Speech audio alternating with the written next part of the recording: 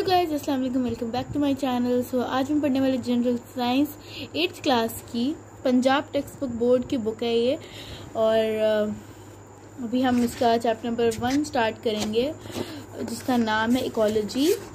सो मैं इसका फर्स्ट में स्टार्ट करूँगी यहाँ से। ये इसकी डेफिनेशंस हैं कुछ, इफ़ यू वांट, ये मैंने हाईलाइट की हुई हैं। अगर आपको ये नोट करनी है तो आप इसका स्क्रीनशॉट ले लें। तो ये डेफिनेशंस हैं, 4 डेफिनेशंस हैं ये total.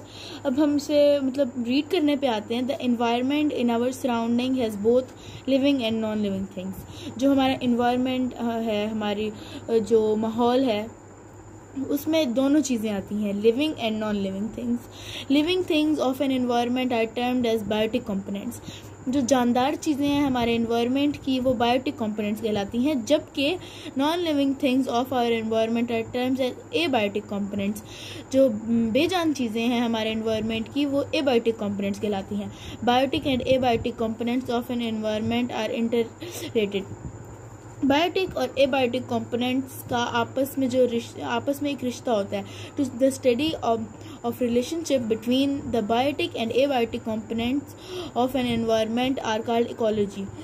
To study relationship between biotic and abiotic components, biotic और abiotic components के दरमियान जो रिश्ता है उसको रीड करना, उसके बारे में स्टडी करना इकोलॉजी कहलाता है। The system of interaction and interdependence between biotic and abiotic components of an environment is called ecosystem.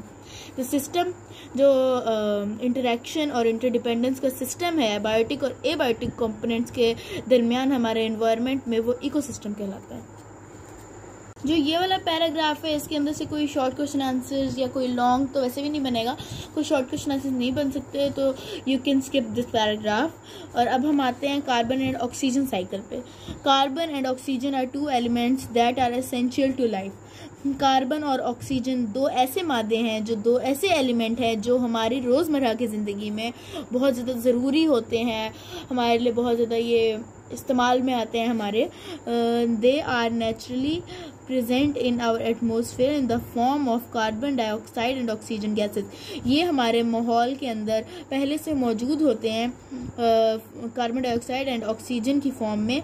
They constantly circulate between the environment and living organisms.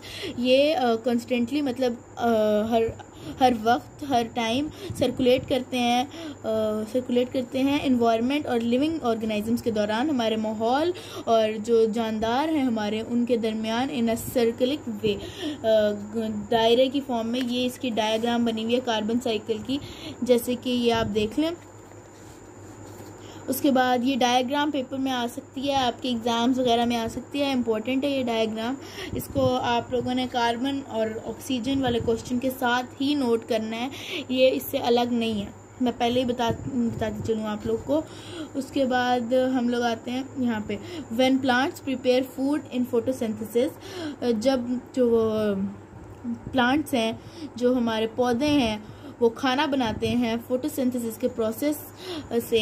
They take in carbon from the atmosphere in the form of carbon dioxide. ये carbon लेते हैं, हमारे जो atmosphere है, हमारी माहौल से carbon लेते हैं in the form of carbon dioxide की सूरत में ये लेते हैं एटमॉस्फेयर से।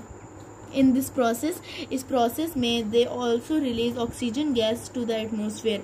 इन दिस प्रोसेस, इस प्रोसेस में they can also release oxygen gas to the atmosphere.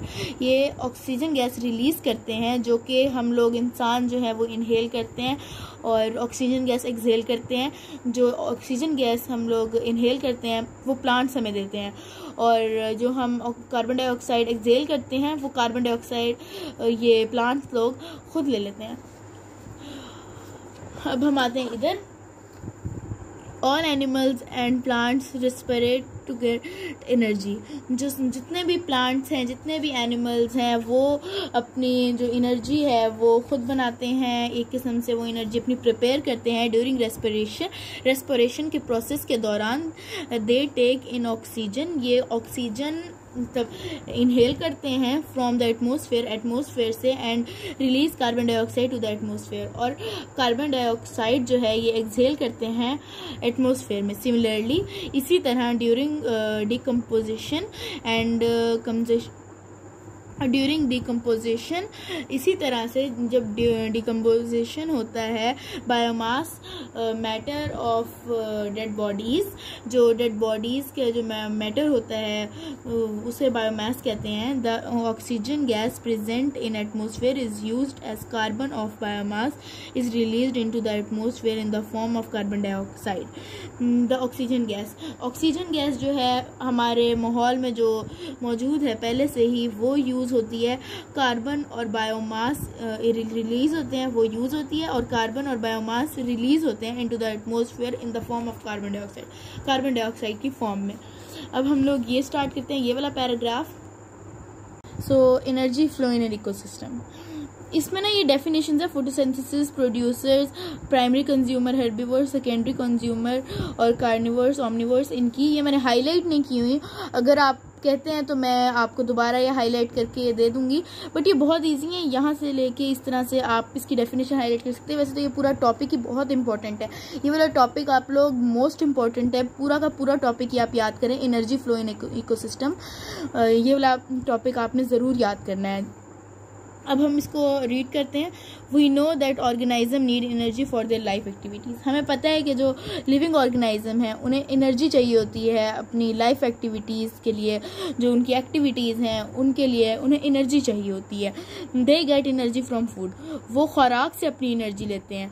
In an ecosystem में plants produce food during photosynthesis, जो खुराक जो प्लांट्स हैं वो फोटोसिंथेसिस के अमल के दौरान प्रोड्यूस होती है।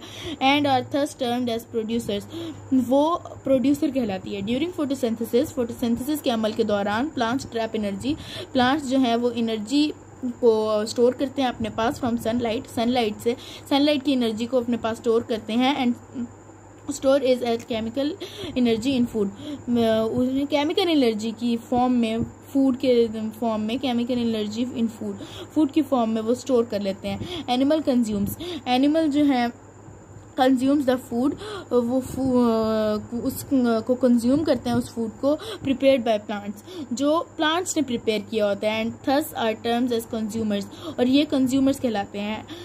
Animal that eat plants directly are called primary consumers, animals जो प्लांट्स खाते हैं, जो पौधे खाते हैं, वो प्राइमरी कंज्यूमर्स और हर्बीवोर्स कहलाते हैं। Animals that eat other animals are called secondary consumers और carnivores. It can also called tertiary consumers, जो सेकेंडरी कंज्यूमर जो एनिमल्स हैं जो दूसरे एनिमल्स को खाते हैं वो सेकेंडरी कंज्यूमर्स कहलाते हैं, और कार्निवर्स भी।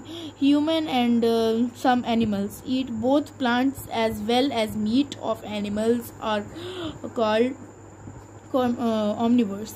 ह्यूमंस जो इंसान है और सम एनिमल्स, कुछ जो एनिमल्स हैं वो दोनों खाते हैं, प्लांट्स भी खाते हैं और एनिमल्स का मीट वगैरह भी खाते हैं, वो ओमनिवर्स कहलाते हैं। During this process of eating and being eaten, इसके प्रोसेस में जो हम लोग खा रहे हैं या जो खाया जा रहा है, sunlight energy store in plants, जो सनलाइट एनर्जी है स्टोर इन प्लांट्स के अंदर जो स्टोर है फूड एज केमिकल एनर्जी, जो सनलाइट एनर्जी है वो प्लांट्स के अंदर स्टोर है एज केमिकल एनर्जी की जो फॉर्म में स्टोर है, is transferred from producer to different level of consumers, वो ट्रांसफर हो जाती है प्रोड्यूसर से different level of consumers.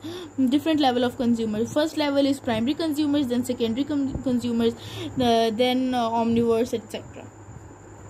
I think that's it for today videos. If you like this video, don't forget to like, comment and subscribe. अगर आप लोग को कुछ समझ नहीं आया तो आप कमेंट में बता सकते हैं, मैं इसे दोबारा एक्सप्लेन कर दूंगी। अगर आप लोग को इस पूरे के पूरे टॉपिक्स में कुछ भी समझ नहीं आया, और ये डेफिनेशन ज़रूर हाईलाइट कर दीजिएगा। ये टॉपिक और ये वाला टॉपिक मोस्ट इम्पॉर्टेंट है, ये वाले टॉपिक्स आपने ज़रूर याद करने हैं। और अगर आप लोग चाहते हैं कि मैं इसे आगे भी पढ़ाऊँ और चैप्टर नंबर 1 कंप्लीट करवाऊँ, तो comment below. If you like this video, like, comment and subscribe. I will see you guys in my next video. So till then, have a great day. Take care and goodbye.